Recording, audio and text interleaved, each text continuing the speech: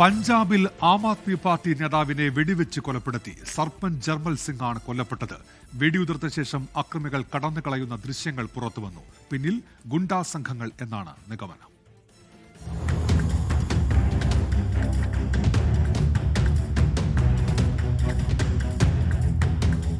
അമൃത്സറിലെ റിസോർട്ടിൽ പട്ടാപ്പകൽ നടന്ന വിവാഹ സൽക്കാര ചടങ്ങിനിടെയാണ് സംഭവം.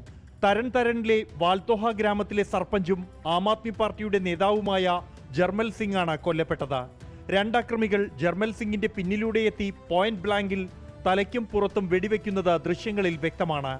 13 സെക്കൻഡുകൾ കൊണ്ട് പ്രതികൾ കൊല നടത്തി സംഭവസ്ഥലത്തു നിന്നും രക്ഷപ്പെട്ടു.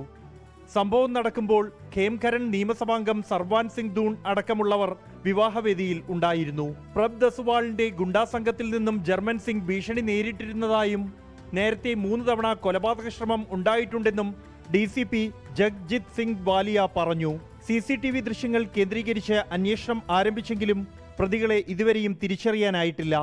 ആം ആദ്മി സർക്കാരിന്റെ ഭരണത്തിൽ പഞ്ചാബിലെ ക്രമസമാധാന നില തകർന്നുവെന്ന് കോൺഗ്രസും BJPയും ആരോപിച്ചു.